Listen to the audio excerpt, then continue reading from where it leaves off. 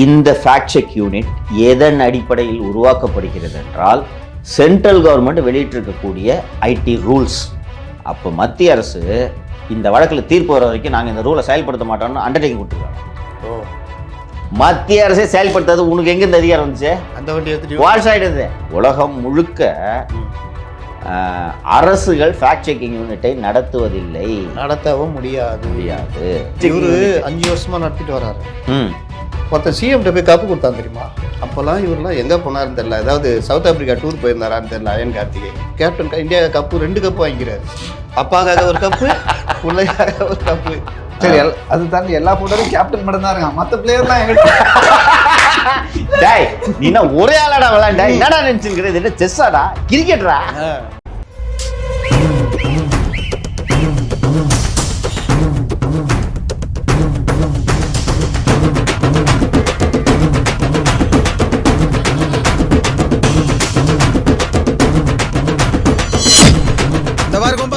Fact check வந்து விசாரணைக்கு வந்தது. விசாரணை என்னதான் சார் நடந்தது? நீங்கள் ஸோ என்ன நடந்தது, என்ன மாதிரியான வாதங்கள் வந்து எதிர்த்தரப்புல இருந்து வச்சாங்க, எப்படி டிஃபெண்ட் பண்ணாங்க கவர்மெண்ட்? Objection, Your Honor. யாரு? வக்கீல் வீராச்சா. வக்கீலா? கணம் கோர்ட்டார் நீதிபதி அவர்களே, சூரியன் உதிப்பதோ கிழக்கு. நேற்று தான் ஹிந்து நாளேட்டில் ஒரு கட்டுரை வந்திருக்கிறது. அந்த கட்டுரையில தான் ரொம்ப முக்கியமான விஷயம் ஒன்று வந்திருக்கு.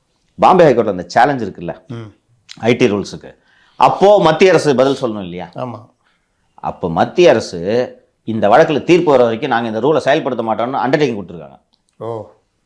மத்திய அரசே செயல்படுத்தாது உனக்கு எங்க இந்த அதிகாரம் வந்துச்சு? அந்த வண்டி வால்ஸ் ஆயிடுது. அந்த பக்கம் போகாத, அண்ணன் 2 பேரும் அடிச்சுட்டு கிடக்குறாங்க, சிக்கலாயிரும். இப்படி வா. என்னப்பா? நாங்களும் மருதக்காரங்க தாண்டி. மருதக்காரனா? ஏற்கனவே ஒரு ரவுண்டு போயிட்டு வந்தாண்டி உட்காந்துருக்கோம். மும்பையில் நடந்ததில்ல சார், மகாராஷ்டிரால அந்த வழக்கு வந்து எதிராக வந்தா, மத்திய அரசின் சட்டத்துக்கு எதிராக வந்து எதுவும் குவாஷ் ஆகிடும்ல, எடுக்க மாட்டாங்க. ஒருவேளை ஆதரவா வந்தா, ஆதரவா வந்தாங்கன்னா விசாரிக்கப்படும். புரிந்து கொள்ளுங்கள், மத்தளத்திற்கு 2 பக்கமும் அடி என்பதை போல இருக்கிறது என்னுடைய நிலைமை. நாள்தோறும் காலையில நம்மவர்கள் யாரும் எந்த புது பிரச்சனையும் உருவாக்கி இருக்க கூடாது என்று நினைப்போடுதான் நான் கண் விழிக்கிறேன். ஆதரவா வந்தா விசாரிக்கப்படும். இந்த ஃபேக்ட் செக் யூனிட்டுக்கு நீங்க எடுத்தீங்கல்ல, அதை அயன் பண்ற கார்த்திகேயன், அவரை எப்படி எடுத்தீங்கன்ற கேள்விக்கு நீங்கள் பதில் சொல்லி ஆக வேண்டும். உன் பேர் என்ன? நாச்சிமுத்து. என்ன படிச்சிருக்க? BA. படிப்பு கம்மி, இவனை ஓரமணி பாட்டுங்க. நீங்க ஜஸ்டிஃபை பண்ண முடியாது. அப்புறம் விஜய் நாராயணன் வாதம் பண்ணும்போது இன்னொன்று சொன்னாரு, உலகம் முழுக்க அரசுகள் ஃபேக்ட் செக்கிங் யூனிட்டை நடத்துவதில்லை, நடத்தவும் முடியாது. அது நம்மளுக்கு ஒத்து வராதுங்க. நாங்க என்னென்னமோ பிளான் பண்ணி வந்தோம், இப்ப பாதியிலே போக வேண்டியதா இருக்கு.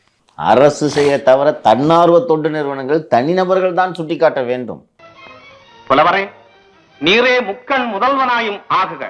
உமது நெற்றியில் ஒரு கண் காட்டிய போதிலும், உமது உடம்பெல்லாம் கண்ணாக்கி சுட்ட போதிலும் குற்றம் குற்றமே, நெற்றிக்கண் திறப்பினும் குற்றம் குற்றமே.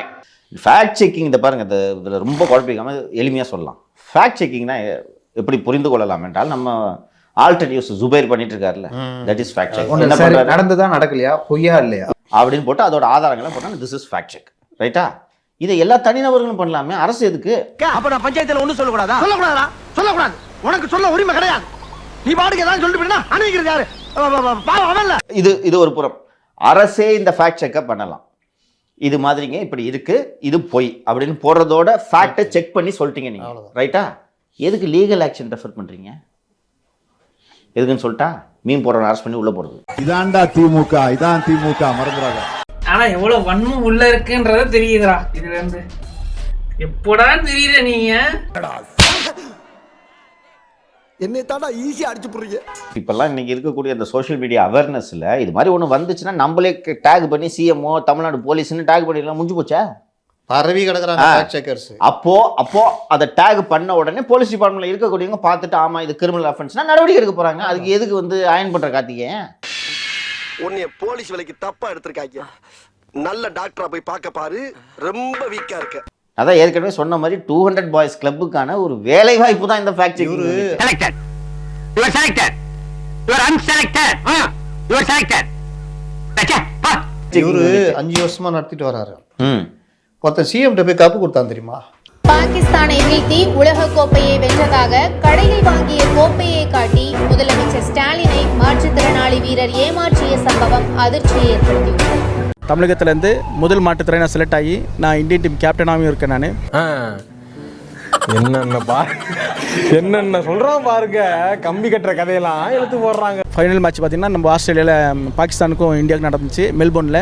அதில் இந்தியா அணி வெற்றி பெற்றிருக்கு. தமிழகத்துக்கு நான் பெருமை சேர்த்திருக்கேன். ஒரு சீட் எடுத்து பாருங்க ஐயா, வெறும் பொய்யா சொல்லிக்கிட்டு தெரியலாம். தம்பி, ஒரு மனுஷன் போய் பேசலாம், ஆனா ஏக்கர் கணக்கில் எல்லாம் பேசக்கூடாது. உலக அளவில் மாற்றுத்திறனாளி கிரிக்கெட் போட்டியில் பங்கேற்றதாக ஏக்கர் கணக்கில் பொய்யளந்துவிட்ட இந்த இளைஞர் கையில் இருக்கும் ஆளுயர கோப்பையை நாச்சியப்பன் பாத்திர கடையில் தான் வாங்கியிருப்பார் போல. பாண்டி புல்லத்து பாண்டி அழுத்த மாட்டீங்க, நல்லா தெரியுது. மாற்றுத்திறனாளியான இவருக்கு அடுத்தவர்களை ஏமாற்றுவதில் உடம்பு முழுக்க மூளை என்றுதான் சொல்ல வேண்டும். கலைஞரோடய நான் கிரிக்கெட் விளையாண்டுருக்கேன். வருவாரு, போடுவாரு, பால் போட்டு போயிடுவாரு, பேட்டிங் ஆடிட்டு போயிடுவாரு. கலைஞரோடு மட்டுமல்ல, இப்போது நம்முடைய முதலமைச்சர் அவருடைய நான் கிரிக்கெட் விளையாண்டுருக்கிறேன். இன்னும் சொல்ல போனா மிகச்சிறந்த ஒரு லெக் ஸ்பின் போலர். அவர் போலிங் போட்டா யாராலும் ஆடவே முடியாது.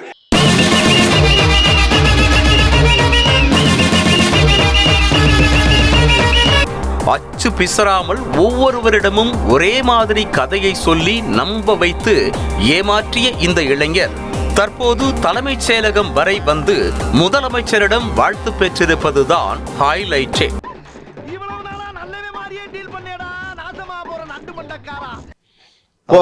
அவர் அந்த கிரிக்கெட் கப்லாம் கண்டுபிடிச்சிக்கிறாரு. அப்பா கிட்ட ஒரு கப்பு, பிள்ளை கிட்ட ஒரு கப்பு, எத்தனை கப்பு எஸ்டிஏடி வேற ஒரு சர்டிஃபிகேட் கொடுக்குறாங்க. இவர் வந்து வேர்ல்டு கப் கிரிக்கெட் டீமுடைய கேப்டன் இந்தியா கப்பு 2 கப்பு வாங்கிக்கிறாரு.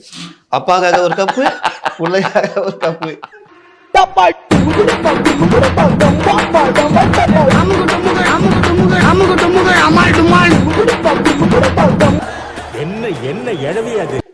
இதுக்கு ஒரு அமைச்சர் வேற, அவர் வேற கூட்டு போய் போட்டோ எடுத்துக்கின்னு எல்லா காப்பியும். இதுக்கு வேற நம்ம மீடியாக்கள் வேற, அவர் தனியா போட்டோ எடுத்து எல்லாம் பண்ணிட்டு கடைசியில ஃபேக்ட் செக் பண்ணுவானுங்க. உனக்கு தெரியுதா?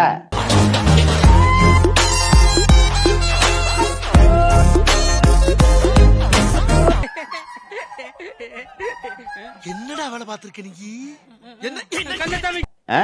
ஒரு இதெல்லாம் அசிங்கம்ன்றதே இந்த கவர்மெண்ட்டுக்கு தெரியல. பாத்தீங்களா, ஒருத்தன் ஒரு பிசிக்கல் உடுப்பா கண்டுக்காத பாண்டாங்க யாரும். விடு கண்டுக்காத விடு. நம்ம அவங்களால நடவடிக்கை இல்ல, அவன் பிடிச்சி உள்ள போனோம்ல. முதலமைச்சர் ஏமாத்திட்டான்.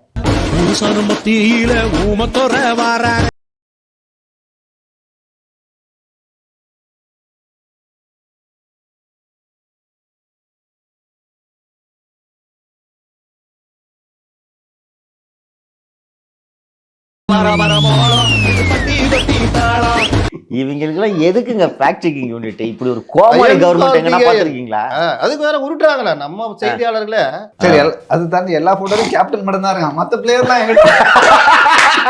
டேய், நீனா ஒரே ஆளாடா விளையாண்டா? என்னடா நினைச்சுக்கிறது? என்ன செஸ்ஸாடா, கிரிக்கெட்டரா? ஆர்சிபி கேப்டன் யாரு? தோனி. அப்ப சிஎஸ்கே கேப்டன் தல கேதர் ஜாதவ்னு தெரியாதா உனக்கு? அப்பெல்லாம் இவரெல்லாம் எங்க போனாருன்னு தெரியல. அதாவது சவுத் ஆப்பிரிக்கா டூர் போயிருந்தாரான்னு தெரியல. அயன் கார்த்திகேயன் இதே கலைஞர் இருந்தா அடிச்சு தோத்திட்டு இருப்பாரு. டேய், நான் பார்க்காத கிரிக்கெட்டா? இவங்களுக்கு என்னன்னா அப்பாவுக்கும் பையனுக்கும் போட்டோவா, அதுவும் கிரிக்கெட் குண்ட போய் நின்று எடுத்து மாட்டிக்கணும்.